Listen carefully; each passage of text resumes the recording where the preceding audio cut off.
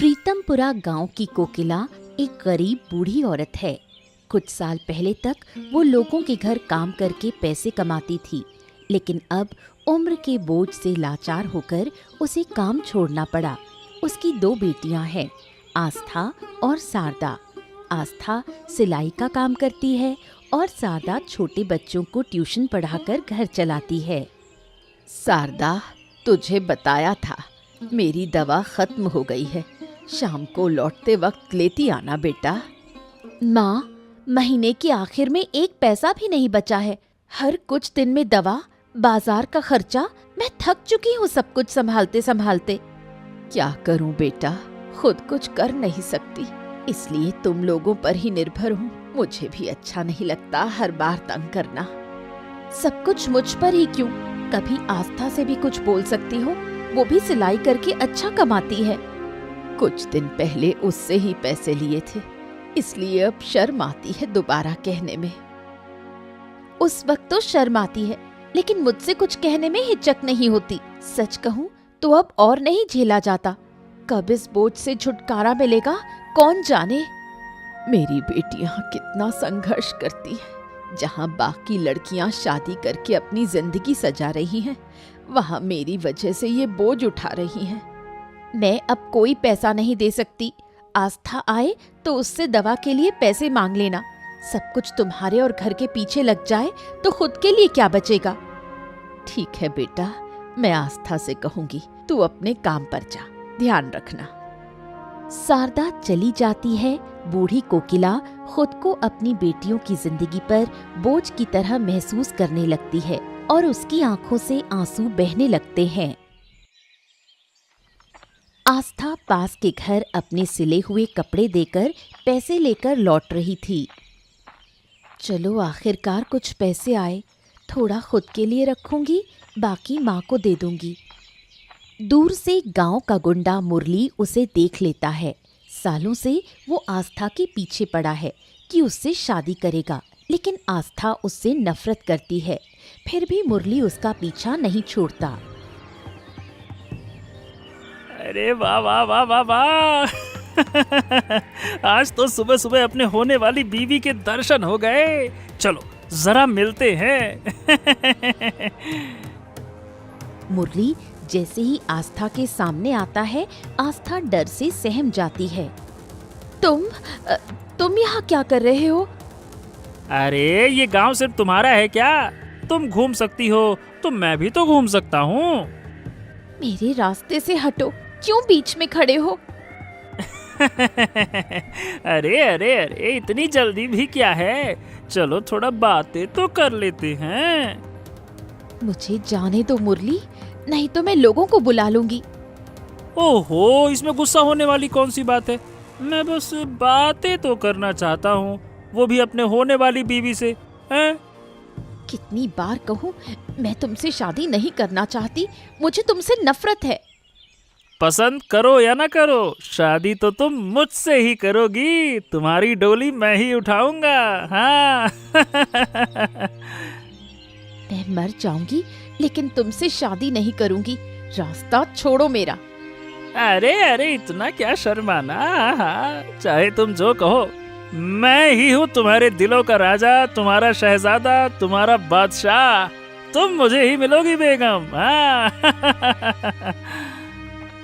आस्था डर के मारे रोती हुई वहां से भाग जाती है। मुरली पीछे से जोर जोर से हंसता है।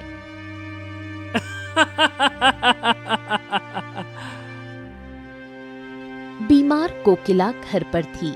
आस्था रोती हुई दौड़कर घर आई। उसे इस हालत में देख कोकिला घबरा गई। क्या हुआ बेटी, इस हालत में क्यों आई? किसी ने कुछ कहा? उस गुंडे मुरली ने फिर से मुझे तंग किया माँ। अब तो घर से बाहर निकलने में भी डर लगता है। ओफो, इस मुरली ने तो जीना मुश्किल कर दिया है। समझ में नहीं आता क्या चाहता है। वो मुझसे शादी करना चाहता है, कहता है कि मेरी शादी सिर्फ उसी से होगी। माँ, मैं मर जाऊंगी, लेकिन उस मुरली से शादी नहीं करूंगी। जब तक मैं जिंदा हूँ, उसकी गंदी मंशा कभी पूरी नहीं होगी। मैं जल्द ही तेरे और शारदा के लिए अच्छे लड़के ढूंढूंगी। लेकिन माँ, अगर हमारी शादी हो गई तो तुम? मैंने बहुत सोचा है, मेरी वजह से तुम लोग अपनी जिंदगी क्यों बर्बाद करो। यही सही वक्त है तुम्हारी शादी का। लेकिन माँ, मुरली अगर शादी ना होने दे तो? मैं अभी जिंदा हूँ, सब संभाल लूंगी। मैं तुम्हारे लिए राजकुमार जैसा लड़का ढूंढूंगी। अपनी बेटियों को जिम्मेदारी से मुक्त करने और समाज की बुरी नजरों से बचाने के लिए कोकिला उनके लिए अच्छे लड़के ढूंढने लगती है। जयपुर के मशहूर कपड़ा व्यापारी पीतांबर अपने बेटों प्रणव और आनंद के लिए योग्य लड़कियां ढूंढ रहे थे। तभी उन्हें आस्था और शारदा की तस्वीरें मिलीं। उन्होंने शारदा को प्रणव के लिए और आस्था को आनंद के लिए पसंद किया। प्रणव और आनंद, मैंने तुम दोनों के लिए 2 लड़कियां ढूंढी हैं। देखो, ये रही आस्था और शारदा, 2 बहनें। पीतांबर ने तस्वीरें दिखाईं, लेकिन जैसे ही प्रणव ने आस्था की तस्वीर देखी, उसे वो बहुत पसंद आ गई और उसने आस्था से शादी की इच्छा जताई। आस्था छोटी है, इसलिए मैं उसे आनंद के लिए सोच रहा था। लेकिन अगर तुम्हें आस्था पसंद है तो आनंद से शारदा की बात कर लेंगे।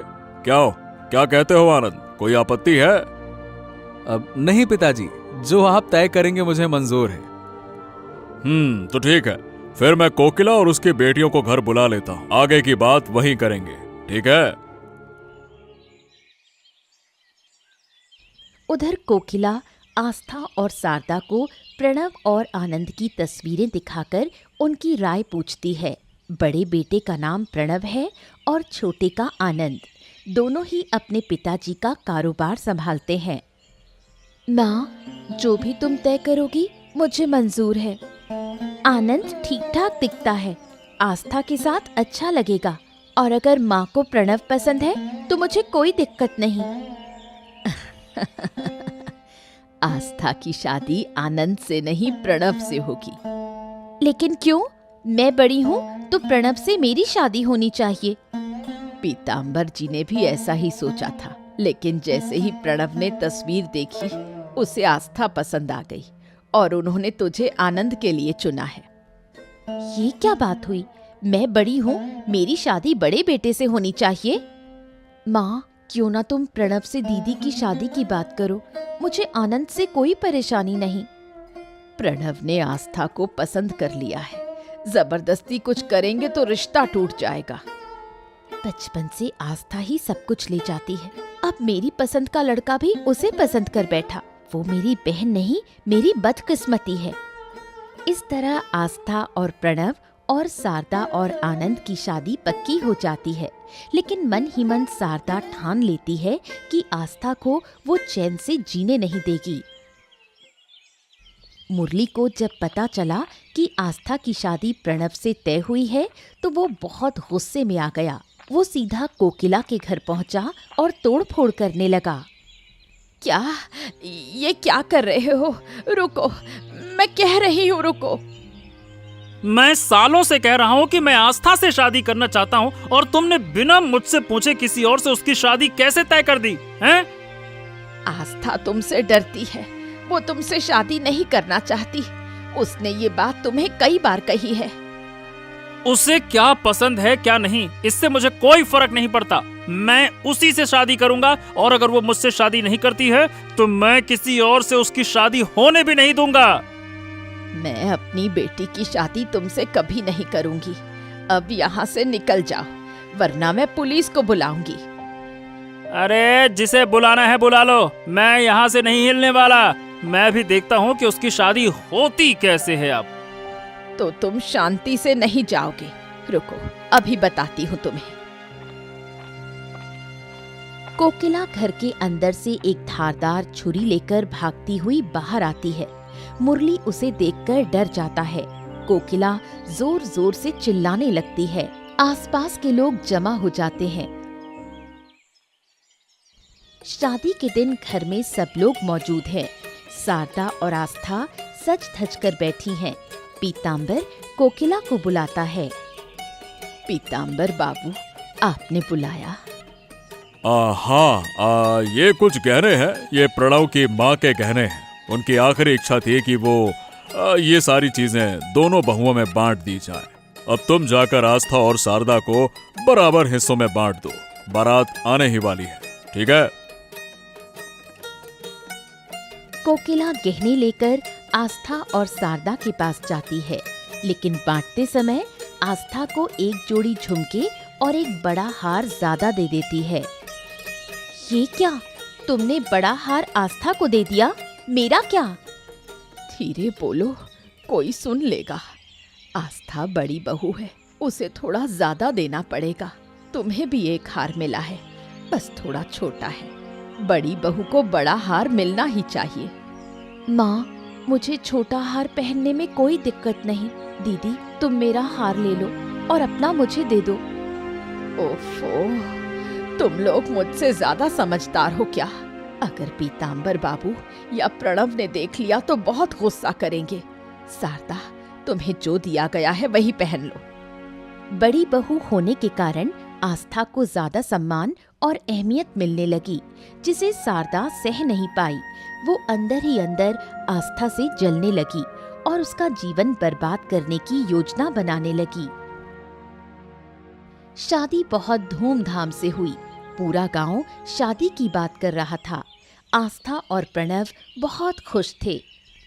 अच्छा, मैंने तुमसे पूछा ही नहीं, तुमने पढ़ाई कहाँ तक की है? घर की जिम्मेदारी इतनी ज्यादा थी कि मैं और दीदी ज्यादा पढ़ नहीं पाए। गरीबी और तंगी ही हमारी साथी रही। अगर तुम्हें दोबारा पढ़ने का मौका मिले तो क्या करोगी? अगर मौका मिले तो मैं पूरी मेहनत से पढ़ाई करूंगी ताकि माँ का नाम रोशन कर सकूं। लेकिन अब इन बातों का क्या मतलब? मैंने एक फैसला लिया है। तुम दोबारा पढ़ाई शुरू करोगी, मन लगाकर पढ़ोगी। तुम्हारी पहचान सिर्फ मेरी पत्नी के रूप में नहीं होगी। सच कह रहे हैं? मैं फिर से पढ़ाई कर सकती हूँ? हाँ हाँ, बिल्कुल। पढ़ाई की कोई उम्र नहीं होती है। मैं कल ही जाकर सरकारी स्कूल में तुम्हारे दाखिले की बात करूंगा। मैं पढ़ाई में बहुत अच्छी नहीं थी, लेकिन दिल से पढ़ना चाहती थी। बाद में सिलाई करके कुछ पैसे कमाती थी ताकि माँ की मदद कर सकूं। अब तुम पढ़ाई शुरू करो। मुझे पूरा भरोसा है कि तुम बहुत आगे जाओगी। और माँ की चिंता मत करो, मैं उनकी देखभाल के लिए आदमी तय कर दिया है, तो वो देखेगा, है ना? आस्था के दिल में खुशी की लहर दौड़ जाती है। उसे ऐसा ही जीवन साथी चाहिए था।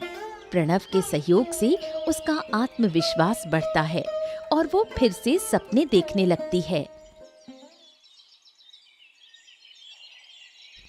जहां आस्था और प्रणव की जिंदगी खुशहाल चल रही थी, वहीं आनंद और शारदा की जिंदगी बिल्कुल उल्टी थी। आनंद शारदा से हमेशा अच्छा व्यवहार करता, लेकिन शारदा हमेशा झगड़ा करने को तैयार रहती। इस घर में रहना मुश्किल है, न आराम है न शांति। दिन भर खटती हूँ और बदले में क्या मिलता है?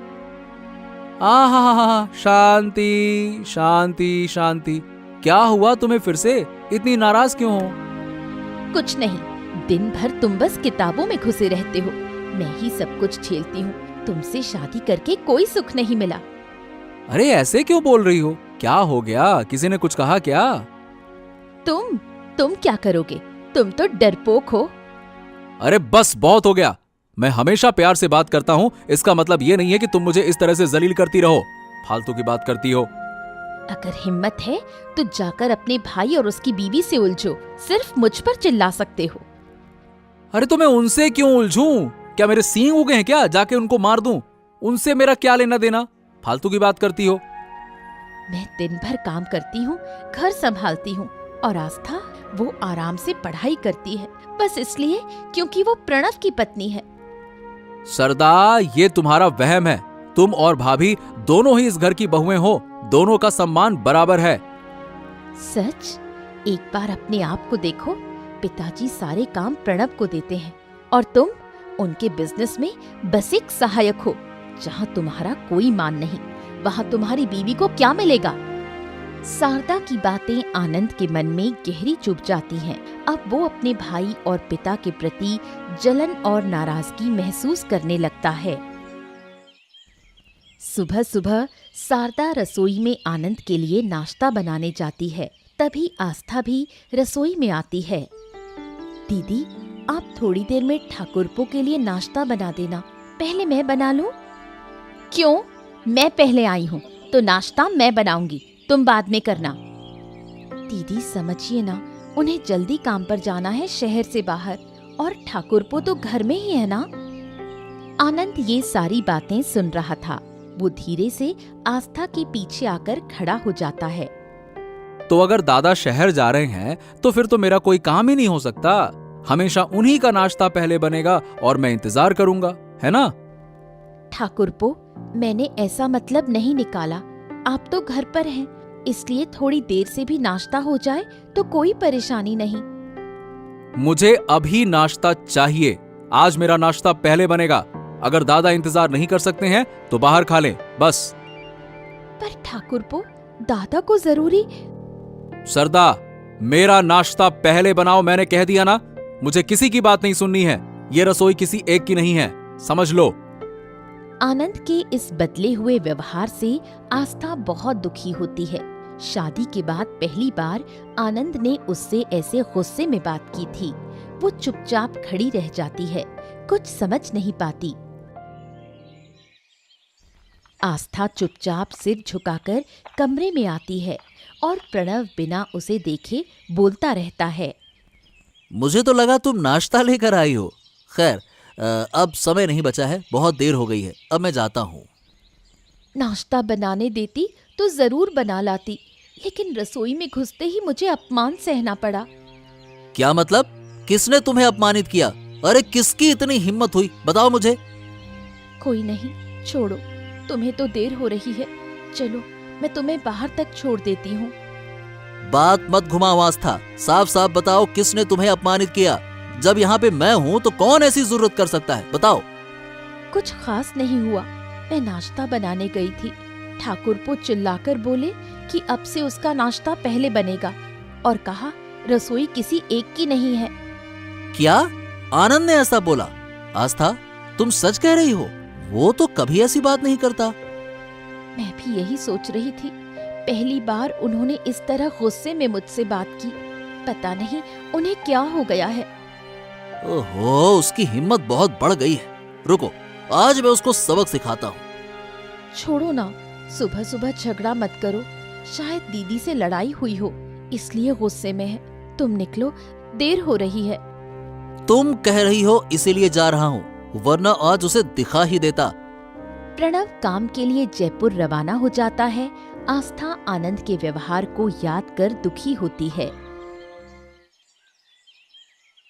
कुछ दिन बाद पीताम्बर 10 बीघा जमीन खरीदकर उसका मालिकाना हक प्रणव के नाम कर देता है। ये बात जैसे ही शारदा को पता चलती है, वो आनंद को सब बता देती है। आनंद गुस्से में पीताम्बर से बात करने जाता है। पापा, बचपन से आप जो कहते आए हैं मैंने वही किया, कभी आपका विरोध नहीं किया। लेकिन आप मेरे साथ ऐसा करोगे मैंने सोचा भी नहीं था। ये क्या बातें कर रहे हो? मैंने क्या कर दिया? आपने हमेशा दादा को मुझसे ज्यादा अहमियत दी है। शादी में उसकी पसंद मानी, खाने में उसकी पसंद चलती है, पढ़ाई में उसकी पसंद। अरे मैं कहाँ हूँ, मेरा तो कुछ नहीं माना ना। ये क्या बकवास करते हो आनंद? तुम दोनों मेरे लिए बराबर हो, फालतू की बातें ना करो। सारी बातें झूठ हैं, कोई बराबर नहीं है। व्यापार के हर बड़े फैसले में आप दादा की राय लेते हैं, उसे भेजते हैं, और मुझे बस एक साधारण सा सहायक बनाकर रखा है, किनारे में बैठा रहता है जो। क्योंकि प्रणव तुमसे ज्यादा समझदार है और बड़ा भी है। ओ, तो क्या बड़े होने से ही सारे फायदे मिलेंगे? आपने 10 बीघा जमीन उसके नाम कर दी, मुझे क्या दिया? बस बहुत हो गया पापा, मुझे भी जमीन चाहिए, अलग घर चाहिए, और मेरी पत्नी के लिए अलग रसोई चाहिए, वरना मैं इस घर को जला दूंगा। पहली बार आनंद के ऐसे तेवर देख पीताम्बर चौंक जाता है। वो यकीन नहीं कर पाता कि उसका सीधा बेटा उसे धमकी देकर चला गया। कुछ दिनों बाद दुखी पीतांबर 2 कागज लेकर प्रणव के पास आता है। पापा, आप इतनी रात को जाग रहे हैं, सब कुछ ठीक तो है ना? जिंदगी भर सारी जिम्मेदारी तुम्हें दी है, आज आखिरी एक जिम्मेदारी सौंपने आया हूँ। उम्मीद है कि तुम हमेशा की तरह इसे भी निभाओगे। ऐसा क्यों कह रहे हो पापा? आप तो बस कहिए, करना क्या है? तुम्हारी माँ के जाने के बाद मैंने बहुत कोशिश की कि तुम दोनों बेटों को खुशियां दूं, शायद पूरी तरह से सफल नहीं रहा। पापा, आपके कारण ही तो हम आज इस मुकाम पर हैं। आपने हमारी हर जरूरत पूरी की है। तुम तो मुझसे खुश हो, लेकिन तुम्हारा छोटा भाई शायद नहीं। उसे लगता है कि मैं उसकी फिक्र करता ही नहीं। पीतांबर कागज प्रणव को देता है। इन कागजों पर मेरी सारी जमीन दोनों बेटों के नाम पर बराबर बंटी हुई है। अगर मैं ना रहूं तो तुम अपने भाई को उसका हिस्सा प्यार से दे देना, समझ गए? पापा, आप ही सब कुछ हैं। आप खुद आनंद को समझा दीजिए ना। नहीं नहीं नहीं, वो मुझसे नाराज है। अब ये जिम्मेदारी तुम्हें देता हूं मैं। मुझे भरोसा है कि तुम संभाल लोगे। पीतांबर प्रणव के सिर पर हाथ फेरता है और सोने चला जाता है। उसी रात नींद में ही उनकी मौत हो जाती है। प्रणव टूट जाता है, लेकिन आनंद में ज्यादा दुख नहीं दिखता। पीतांबर की मौत के बाद भी स्वार्थी शारदा आनंद को भड़काती रहती है। देखो, जो डर था वही हुआ। तुम्हारे पिता सब कुछ प्रणव को दे गए, अब हमें उसका नौकर बनकर रहना पड़ेगा। मुझे यकीन नहीं हो रहा कि मेरे पापा मेरे साथ ऐसा कर सकते हैं। क्या तुम सच में उनके बेटे हो? कोई बाप ऐसा कर सकता है? चुप रहो सरदा, मैं कुछ नहीं समझ पा रहा। क्या समझना है? अब सारी जिंदगी तुम्हारे दादा मजे करेंगे और हम देखते रह जाएंगे। ऐसा नहीं होने दूंगा। हम उनके सामने झुकेंगे नहीं। अब तो वो आस्था भी रसोई पर कब्जा कर लेगी, रोज झगड़े करेगी, तुम्हें बेइज्जत करेगी। अच्छा हुआ जो पापा मर गए, वरना मैं ही उन्हें मार देता। गद्दार! बाहर छिपकर खड़ा प्रणव ये सब सुन रहा था। कहती हूँ, किसी तरह प्रणव से वो 10 बीघा जमीन छीन लो, फिर हम राज करेंगे। छी छी छी छी छी, पापा को गए बस एक ही दिन हुआ है और ये लोग जमीन के पीछे पड़े हैं। आनंद को पापा के मरने का दुख ही नहीं है, बस लालच लालच लालच। ये सब सोचते ही प्रणव को आनंद और शारदा से घृणा होने लगती है। वो चुपचाप वहां से चला जाता है। 1 महीने बाद आस्था और प्रणव कोकिला को लेकर नदी किनारे जाते हैं। वहीं वो आनंद और शारदा को बुलाते हैं। ये दोपहर में सबको नदी के किनारे क्यों बुलाया है? आज सारे हिसाब साफ करने हैं, इसीलिए मैंने सबको बुलाया है। अच्छा, किस चीज का हिसाब? पापा ने मरने से पहले मुझे कुछ जिम्मेदारियां दी थी, आज वो मैं पूरी कर रहा हूँ। हाँ, पापा तो हमेशा से ही सब तुम्हें ही देते आए हैं, इसमें नया क्या है, बताओ। आज तुम्हारा ये भ्रम टूट जाएगा आनंद, और जो जहर तुम्हारे दिमाग में भर गया है वो भी साफ हो जाएगा। प्रणव पीतांबर द्वारा दी गई जमीन के कागज आनंद को दिखाता है। ये देखो, ये जमीन 20 बीघा है, 10 तुम्हारी 10 मेरी। घर भी पापा ने हमारे नाम पर बराबर बांटा है। हाँ, मतलब मैं अब तक जो सोचता रहा वो सब गलत था। हाँ, और पापा की मौत के बाद जो बातें मैंने तुम्हारी पत्नी से सुनी, उसके बाद मैंने तय किया अब हम अलग रहेंगे। अलग घर, अलग व्यापार और अलग रसोई। आनंद और शारदा 2 रसोई घर देखते हैं। अब रोज झगड़े नहीं होंगे। ये रही तुम्हारी रसोई, यहीं से तुम अलग खाना बनाओगे और जल्द ही हम अलग घर भी बना लेंगे। ये सब सुनकर आनंद और शारदा को अपनी गलती का एहसास होता है। वो रोते हुए माफी मांगते हैं। दादा, मैंने सरदा की बातों में आकर तुम्हें गलत समझा। लगा तुम और पापा मुझे नजरअंदाज करते हो। इसी गलत फहमी में मैंने बुरा बर्ताव किया।